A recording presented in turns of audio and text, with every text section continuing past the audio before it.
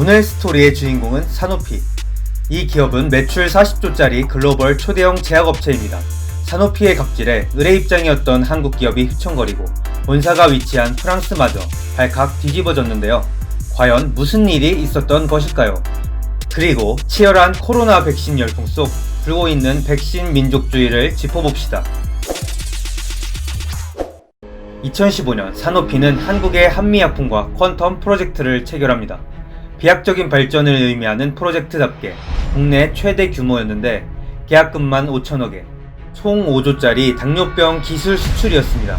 당뇨약은 보통 1일 1회를 복용하다 보니 대량으로 생산해야 합니다. 여기서 사노피는 경쟁사에 비해 제조 역량이 부족한 편이었습니다. 이때 한미약품이 등장해 주 1회 복용으로도 효과를 볼 수 있는 신약 물질을 가지고 온 것이죠. 사노피는 너무나 반가웠을 것입니다. 그래서 5조 계약에 10% 이상의 판매 수수료까지 별도로 받는 계약을 체결했죠. 국내에서 보기 힘든 대형 계약에 기대감이 커졌습니다. 연초 8에서 9만원대에서 형성되던 주가가 70만원까지 급등합니다. 몇몇 증권사에서는 이 계약의 가치를 8조까지 전망하면서 무려 110만원까지도 기대했던 상황이었죠. 하지만 이 프로젝트는 1년 후 계약이 삐걱거리기 시작합니다. 사노피가 계산기를 두드리면서 금액을 축소하자고 말합니다. 먼저 시장을 압도할 획기적 신약 제품은 아닐 것이라는 판단이 섰고, 둘째, 신약이다 보니 가격이 비싼데 유사한 기능의 저렴한 복제약 제품들이 이미 시판되었기 때문에 가격 경쟁력이 부족하다고 판단한 것이죠.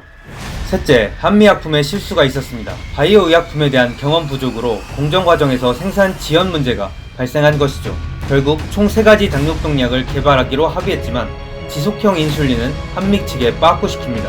당뇨 신약 에페글레다타이드는 금액을 감액시키고 개발 비용의 일부를 떠넘깁니다. 한미약품은 개발비 2,480억을 토해냈고 약 1조 원의 기술 수출료를 감액받았습니다. 여기까지는 충분히 이해가 되는 부분입니다. 신약의 높은 개발 비용과 하이리스크를 감안할 때 계약 규모는 언제든지 변동될 수 있기 때문이죠.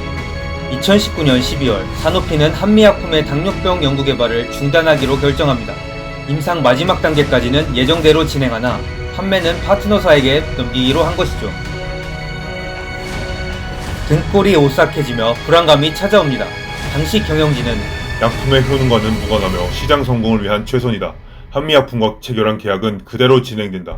고 밝힙니다. 생각지도 못한 중단에 첫 번째 뒤통수를 맞은 순간이었습니다.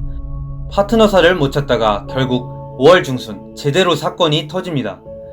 사노피는 일방적으로 개발 권리를 포기하겠다고 통보합니다. 내년 하반기 임상실험 마지막 단계를 완료하는 상황에서 약속을 일방적으로 깨버린 것이죠. 초창기 5조짜리 계약 중 받은 돈은 단 2천억 수준. 물론 기업 입장에서는 수익성이 부족하거나 안정성이 떨어진다고 해서 손절했을 가능성이 있습니다. 하지만 석연치 않은 부분이 있죠. 이를 접한 업계 관계자는 해외 제약사들이 자본을 통해 국내 기술을 사들이고 핵심 내용을 들여다본 뒤 필요한 부분만 쏙 빼가고 버릴 수 있다고 말합니다. 심지어는 다른 경쟁 다국적 제약회사와 밀약을 맺고 개발을 늦추기 위해 고의적으로 이러한 짓을 저지를지도 모르죠. 물론 일부는 한미약품의 당뇨약이 생각보다 시장성이 떨어지거나 문제가 있어서 그런 것이 아니냐고 말하지만 결론적으로는 자본이 부족해서 조단위 비용이 드는 임상을 끝까지 진행하기 어려운 국내 제약사는 철저히 의뢰 입장이었고, 사노피 같은 글로벌 제약회사는 갑의 입장으로 게임을 시작했던 것이죠. 냉혹한 비즈니스 세계에서 자본력 게임에 패배한 것입니다. 한국 바이오 산업의 안타까운 현실입니다.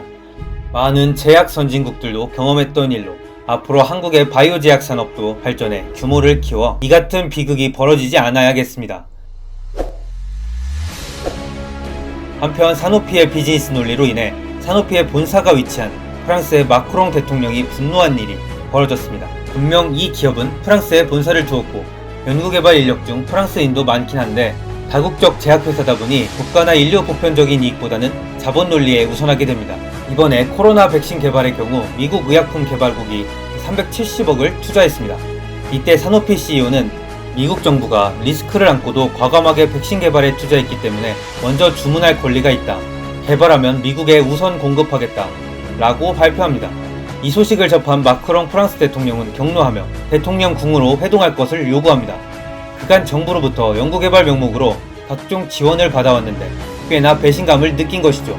보건복지부 장관도 다음과 같이 말합니다.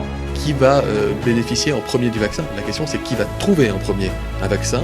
Et je peux vous garantir qu'une fois qu'on aura un vaccin qui existera, on fera tout ce qu'il faut pour que les Français en bénéficient, les Européens en bénéficient, et par solidarité, évidemment, que l'ensemble de la planète puisse en bénéficier. 이를 들은 사노피 측은 정정 발언을 합니다.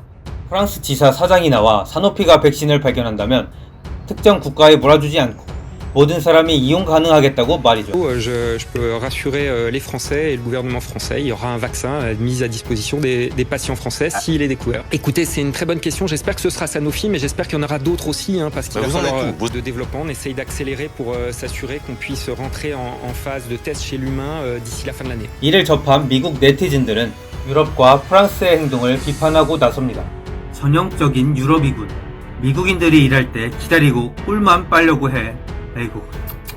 미국 회사가 세상에 도움이 되는 유일한 약을 공짜로 뿌린 건 아시죠? 렘데스비르. 만약 백신이 프랑스에서 만들어진다면 그들은 다른 나라를 돕기 위해 이와 관련된 사람들을 잘 케어해줘야 한다고 생각해요. 사고 난 비행기를 생각해본다면 먼저 자기부터 잘 챙기고 주변 사람들에게 에어 마스크를 주는 것처럼요. 그 결정이 왜 그렇게 잘못된 것입니까? 프랑스는 진정 그 회사에 충분한 투자를 했을까? 새로운 백신을 발견하는데 얼마나 오래 걸리는지 아십니까? 그 회사는 수백 명의 전문가들이 박사 학위를 보유하고 있고 유지하는 데만 수십억 달러의 돈이 필요합니다. 그리고 안전성 확보 실험에는 수개월, 아니 수년이 걸립니다. 프랑스 정부는 백신이 발견되면 공공자산으로만 만들려고 요구하고 있는데 이것은 완전히 도둑질이다. 부끄러운 줄 알아, 프랑스. 당신은 제약회사에 투자하지 않았고 지금은 무료 의약품을 요청하고 있다. 잘해, 힘내라. 이 사건에서 우리가 짚어야 할 사실은 첫째, 다국적 제약회사의 횡포에 대한 부분입니다. 제약회사는 약으로 많은 사람의 목숨을 구했습니다. 연구개발에는 조 단위의 비용이 들기 때문에 이를 회수하기 위해 독점 생산, 판매를 용인하죠. 제약회사도 돈을 벌어야 하니 여기까지는 좋습니다. 하지만 여기서 갑질이 지나치다는 지적이 잇따릅니다. 첫 번째는 내 돈 못 맞춰주면 그냥 빼버리는 당돌함을 엿볼 수 있습니다. 미국의 버텍스는 32세 전에 무려 절반이 죽는 희귀질환인 양포성 섬유증을 치료하는 오캄비를 개발합니다. 영국에서는 이 약을 사는데 1년에 1억 6천만 원이 듭니다. 복제약을 만들 경우 20분의 1의 가격인 연 750만원 수준인데 환자들은 이에 절망하였고 영국 공공의료 측이 협상에 들어갔지만 실패하고 맙니다. 여기에 화가 난 버텍스는 충격적이게도 이 약의 공급을 중단해버립니다. 게다가 이 약보다 효능이 뛰어난 신약 심케비를 개발한 후 영국에는 팔지 않겠다고 선언해버립니다. 한국에서는 고어사가 인공혈관 공급을 갑자기 중단해버려 한국 내 일부 심장병 수술이 미뤄지는 파동이 일기도 했죠. 이뿐만이 아닙니다. 췌장암을 앓았던 스티브 잡스도 이용했던 종양치료제는 처음에는 저렴한 편이었습니다. 처음 개발은 1980년대 스위스의 한 병원이었고 저렴하게 공급되다 스타트업을 만들어 약을 상품화합니다. 당시 가격은 1년 2,800만원 수준. 그런데 다국적 제약회사 노바티스가 이 회사를 인수해버리자마자 똑같은 약이 갑자기 1억 2천만원으로 5배 가까이 뛰어버립니다. 둘째, 세계적으로 심해지는 백신 민족주의에 대한 것입니다.